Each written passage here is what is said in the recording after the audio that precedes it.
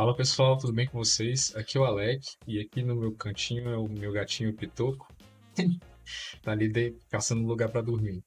E hoje eu quero falar uma coisa sobre um assunto que eu estava debatendo, né, com um dos alunos lá da nossa escola de desenho. Inclusive, se você não conhece a nossa escola de desenho, clica no link aqui na descrição.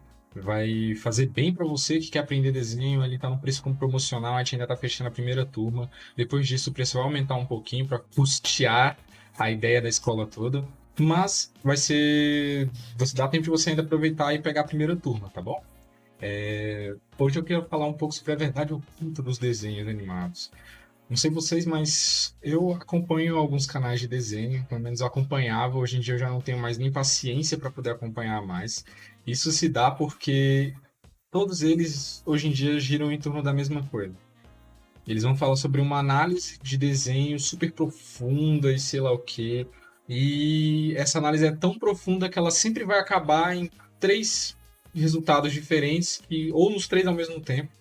Então isso é bem curioso e vocês vão entender por que que isso é tão chato e de onde esse povo tira essas besteiras hoje, né? Vamos falar sobre de onde eles tiram isso e o porquê a fonte é bem mais interessante do que essa besteira que o pessoal fala. Para quem não está familiarizado, quem não faz parte desse mundo do desenho no YouTube, do cartoon e do sei lá o que, quando você vai fazer uma análise de desenho, quer dizer, você vai assistir uma análise de desenho, você geralmente cai em canais de análise de desenho, né? E nesses canais de análise de desenho, eles vão falar sobre as verdades ocultas, sobre o significado verdadeiro, sobre o que realmente aconteceu com aqueles personagens de desenho. E sempre vai ter uma história envolvendo algum assassinato, alguma coisa do tipo. Mas é isso. E sempre vai acabar chegando num outro pontinho, assim, que são as conclusões cretinas, né? Se a gente pode falar assim, que é ou tá todo mundo morto, ou aquilo é um inferno e tá todo mundo morto, ou eles são os pecados capitais. Então a gente vê esse tipo de coisa, esse mesmo papinho acontecendo no Chaves, que não é nem, chega a ser nem um desenho animado, no Bob Esponja, na Caverna do Dragão.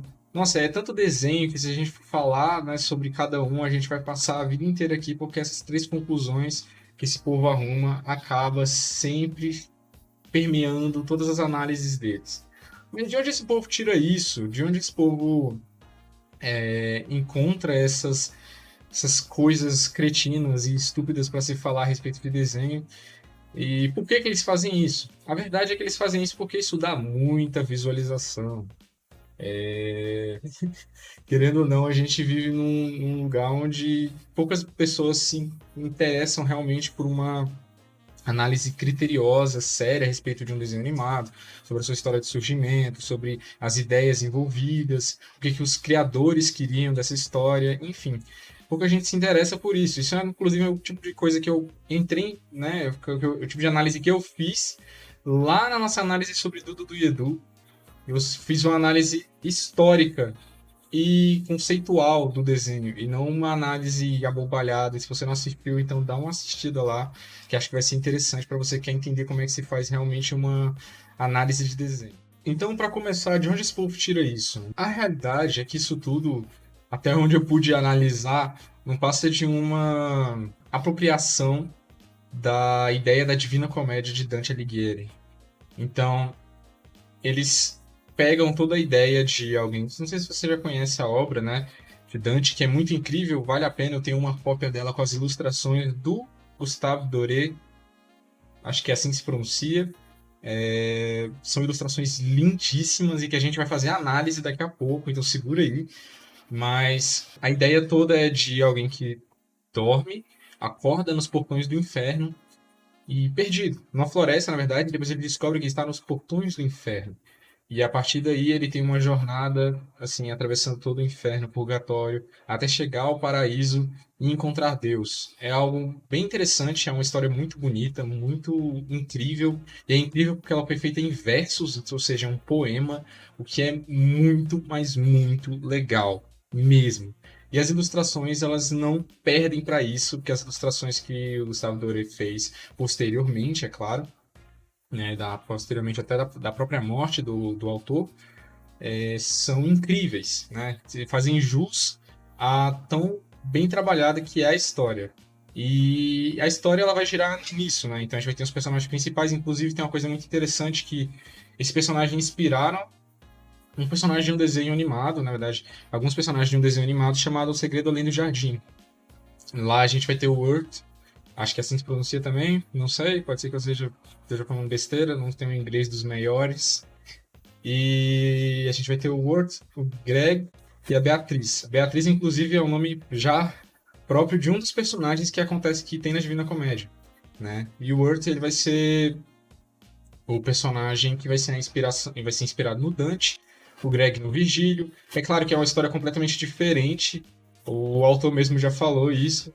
É uma história apenas que homenageia ou faz referência a alguns elementos disso, né? Então vai ser um nome, vai ser um estilo de roupa, vai ser um chapéuzinho parecido, vai ser talvez um tracinho de personalidade, como por exemplo o Earth gosta de poesia, e isso é algo que, né, ele pesca do Dante na Divina Comédia. Então, é muito interessante, mas voltando à Divina Comédia, a Divina Comédia vai ser essa passada pelo inferno, né, onde o personagem ele está supostamente morto, né, até onde ele sabe, ele foi dormir e acordou no inferno, então provavelmente morreu dormindo, provavelmente foi isso. Então, é algo muito interessante, assim. Só que aí as pessoas elas pegam essa ideia, que já é uma ideia antiga, né? Porque, né, algo foi escrito, acho que se não me engano, na Idade Média. Então, eles pegam essa ideia dessa história que é realmente bem feita e elas tentam aproveitar para tudo. Por quê? Porque isso dá muita visualização, porque as pessoas elas não estão tão interessadas em análise séria de desenho, mas sim em alguma bobajada que vai ter um tom místico ou algo do tipo, coisa que não precisa ter para fazer uma análise de desenho. Não precisa mesmo ter. A própria história do desenho em si já é algo muito rico para a gente poder estudar e poder se inspirar para fazer as nossas próprias criações. A gente não precisa criar uma teoria maluca em cima de algo que não precisa de nada disso. Que a gente tem, inclusive, entrevista dos autores falando sobre o desenho.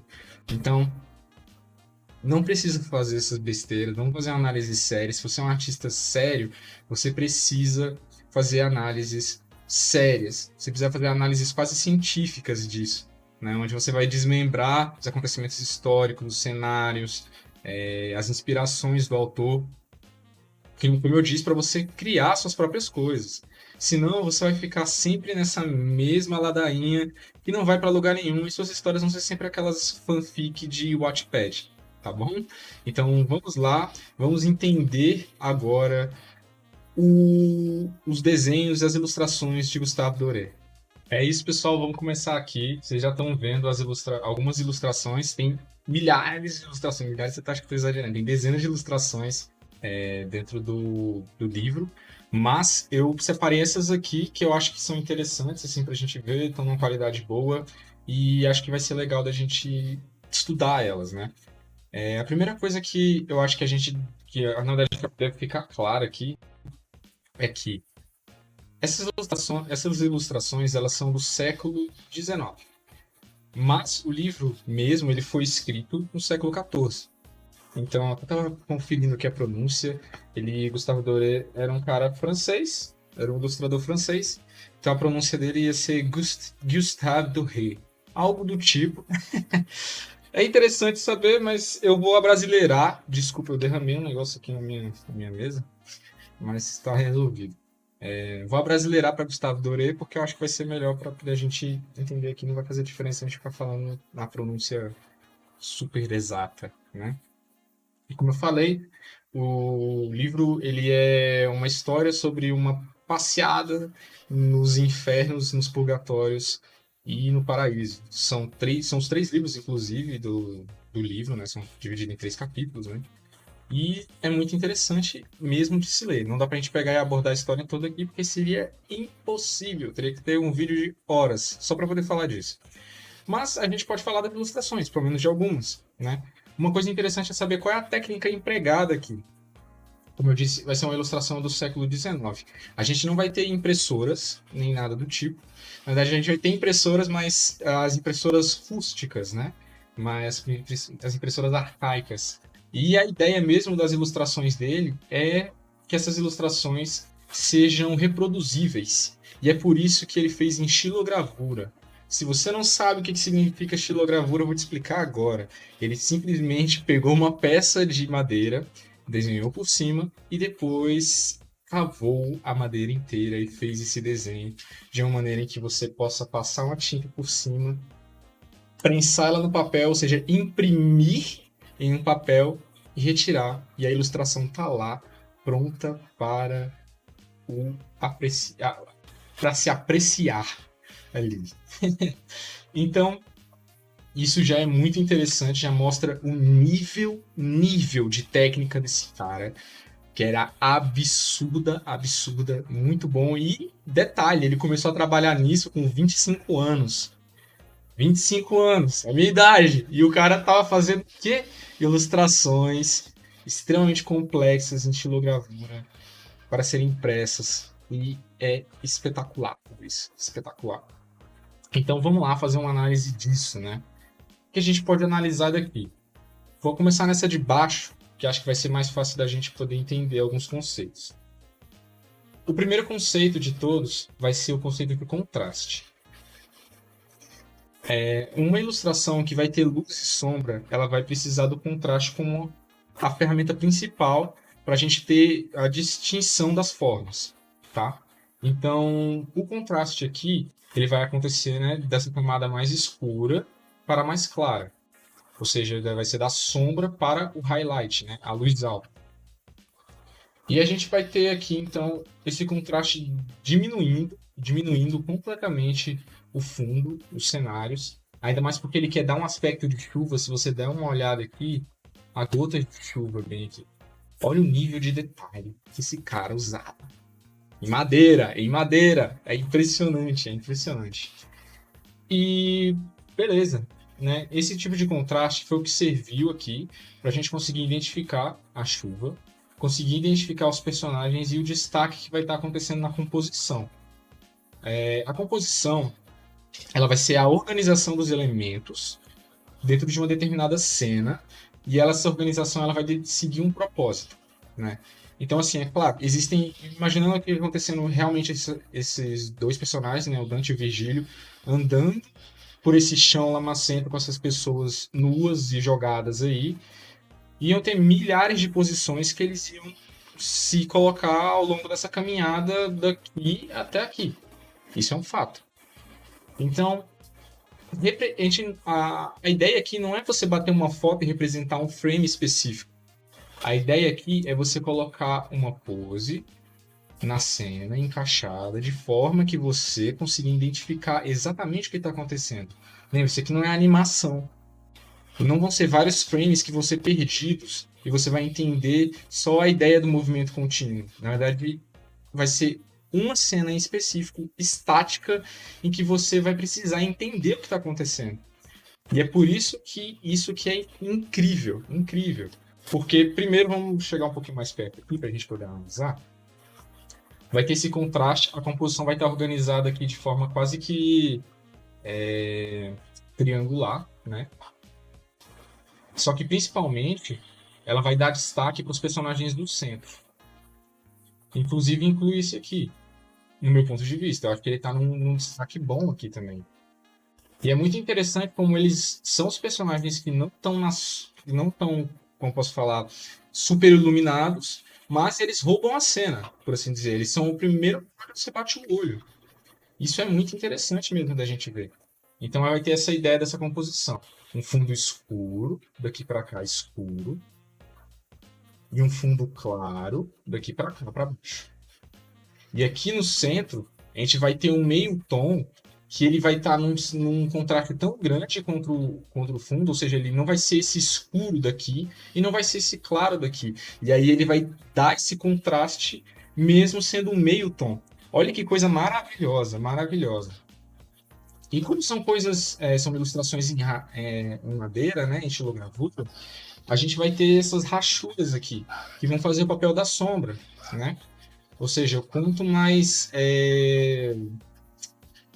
fundo, mais claro vai ser, né? Porque você vai passar o preto por cima da madeira, colar lá em cima e tirar. Então, quanto mais perto do papel, mais escuro vai ser.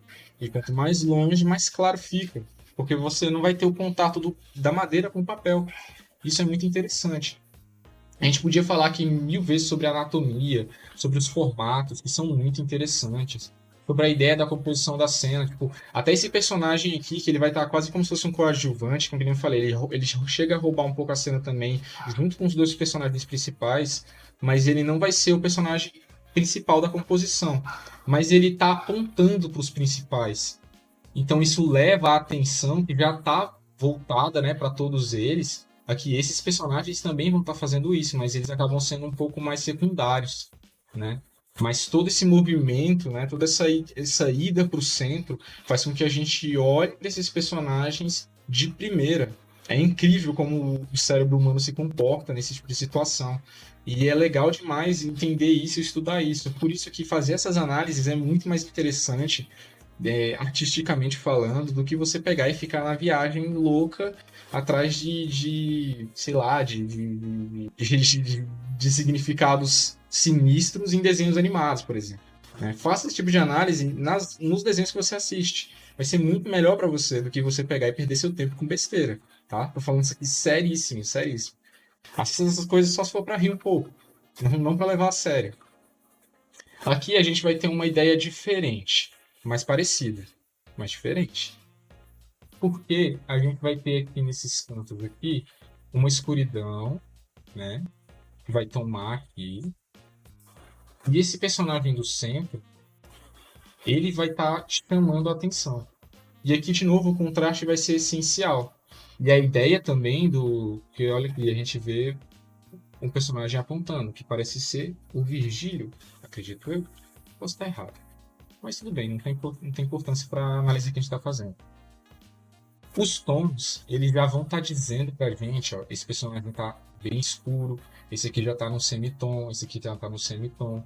E esse aqui em agonia já tá no highlight, o que é impressionante, porque ele joga pra frente o personagem e eles todos estarem meio que de certa forma olhando ou inclinados para ele, faz com que a gente se interesse nesse ponto específico, né? Seria então o que a gente chama de ponto de interesse.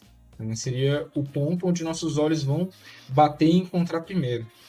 Isso, artisticamente, de novo, é muito interessante para a parte de composição, para a gente estudar.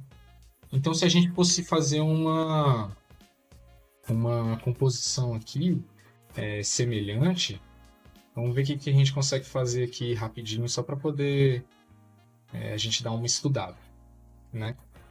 A gente pode tentar dar uma estudada desse mesmo aqui em relação à parte de luz e de sombra. A gente pode fazer um fundo escuro, escuro mesmo, a gente vai escurecendo. Vamos aqui colocando já alguns formatos aqui, aproveitando essa escuridão. Ok.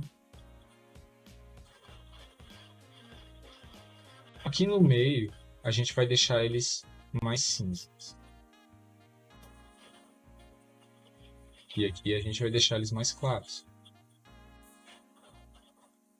E vamos começando então através da parte mais escura, porque para a gente que está fazendo aqui no computador é melhor do que a gente fazer a parte mais clara. Então a gente vai fazendo aqui a parte mais escura, do escuro para o claro. E a gente vai aproveitando essa escuridão para poder dar formatos aos personagens. Parece um de borrocão de tinta, porque mas vai dar para você poder entender os personagens acontecendo aqui. Já dá para ver um pouco das silhuetas. E é assim mesmo que a gente vai fazendo o desenho, tá, gente? A gente precisa criar a insinuação dos formatos primeiro, para depois a gente pensar em fazer os detalhes, né?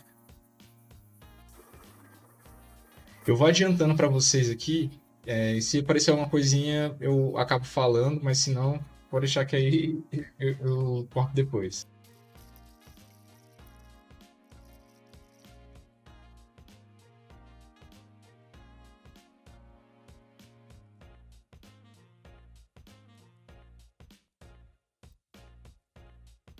Uma coisa interessante de se notar aqui é que esse próprio contraste ele vai criar a sobreposição dos personagens, né? A gente vai saber onde está localizado cada personagem pela questão da luz e da sombra. E isso é muito, muito interessante mesmo, assim, é algo bem difícil de ser feito. Então, e é bem difícil de se estudar também, de reproduzir, por isso que tá ficando essa maçaroca de coisa aqui, mas acho que tá dando para entender aonde eu tô querendo chegar. Mas vocês conseguem perceber que a ideia desse estudo, desse rascunho rápido, que a gente poderia aqui sim lapidar e chegar a um resultado bacana, ele está mais em estudar a maneira como o artista pensou e não tanto em fazer as coisas exatamente iguais. E isso é o que a gente basicamente vai fazer em quase todo tipo de estudo de desenho, tá?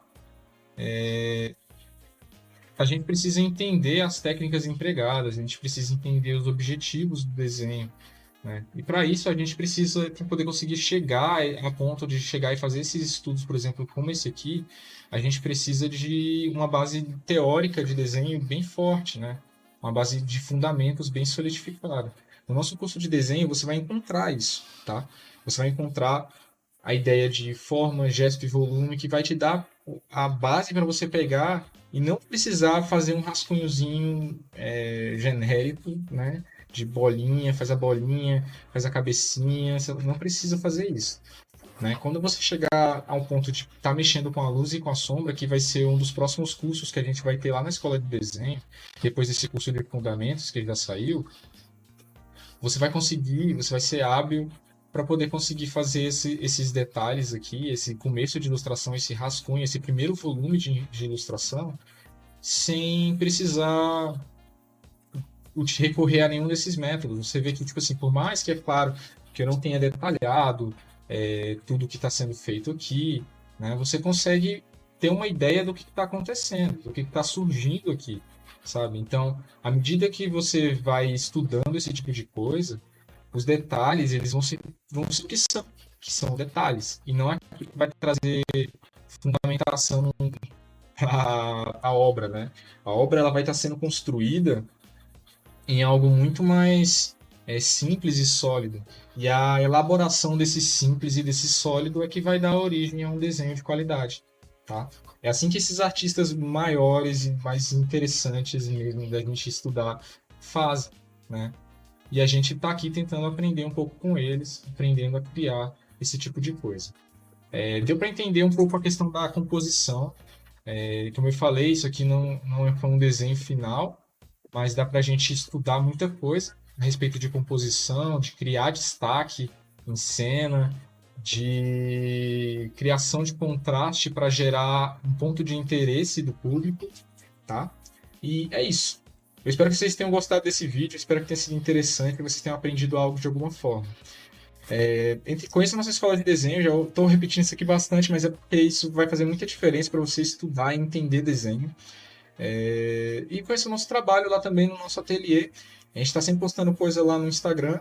E é isso. Valeu, tchau, tchau.